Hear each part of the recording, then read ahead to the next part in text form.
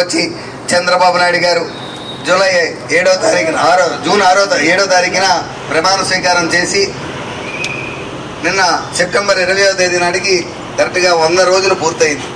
ఒకసారి మనం పరిశీలించుకుంటే 100 రోజుల పాలన ఎలా ఉందని మనం చూసుకుంటే ఈ 100 రోజుల్లో ఏం చేయగలం? అసలు గత ప్రభుత్వంలో చిన్నాభిన్నం చేసినటువంటి మన ఆంధ్రప్రదేశ్ 10 లక్షల కోట్లు అప్పులు చేసి జగన్మోహన్ రెడ్డి వెళ్ళిపోతే అప్పులు ఎలా తీర్చాలో అప్పులతో ఉన్నటువంటి ఆంధ్రప్రదేశ్ చేతిలోకి తీసుకొని వ్యవస్థలన్నీ గాడిలో పెట్టాల్సిన సమయంలో కేవలం 100 రోజుల్లోనే ఇంక ప్రభుత్వ అధికారులు మార్పులు చేర్పులు కూడా అవ్వలేదు.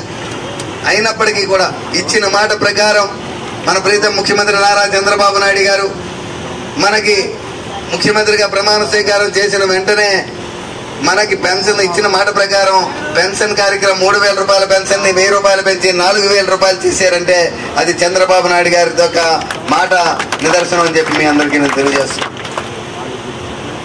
జూలై 1న 4,000 రూపాయల పెన్షన్ ఇప్పించి అంతకు ముందు వరకు ఏప్రిల్, మే, జూన్ 3 నెలల తాలూకా బకాయి 3,000 కలిపి 7,000 రూపాయల పెన్షన్ 1వ తారీఖున పెన్షన్ ఇప్పించే అధికారులు నాయకులు అందరూ కలిసి పెన్షన్దారుడు ఇంటికి వెళ్ళి ఉదయం 6 గంటలే ఇంటికి వెళ్ళి పెన్షన్ ఇచ్చిన కార్యక్రమం ప్రపంచంలో ఎప్పుడూ ఎక్కడ జరగలేదని చెప్పి మీ అందరికీ నేను తెలియజేస్తాను.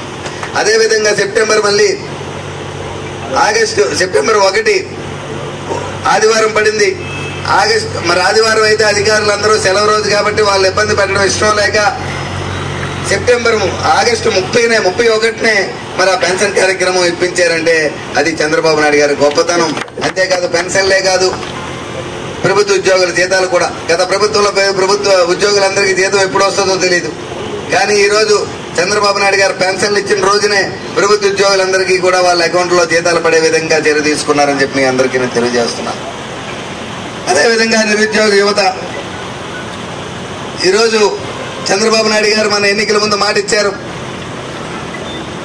నేను ముఖ్యమంత్రి అయితే ఇవన్నీ కూడా మన పిల్లలకు వస్తాయని చెప్పి మీ అందరికీ నేను తెలియజేస్తున్నాను. అదేవిధంగా మనం కూడా మాట ఇచ్చాం, హెచ్ఎల్ నియోజకవర్గంలో చదువుకున్న ప్రతి బిడ్డకి ఉద్యోగం ఇస్తామని చెప్పి ఇచ్చిన మాట ప్రకారం మొదటి 3 నెలల కాలంలోనే మన హెచ్ఎల్ నియోజకవర్గంలో సుమారు 550 ఉద్యోగాలు ఇప్పించామని చెప్పి మీ అందరికీ నేను తెలియజేస్తాను.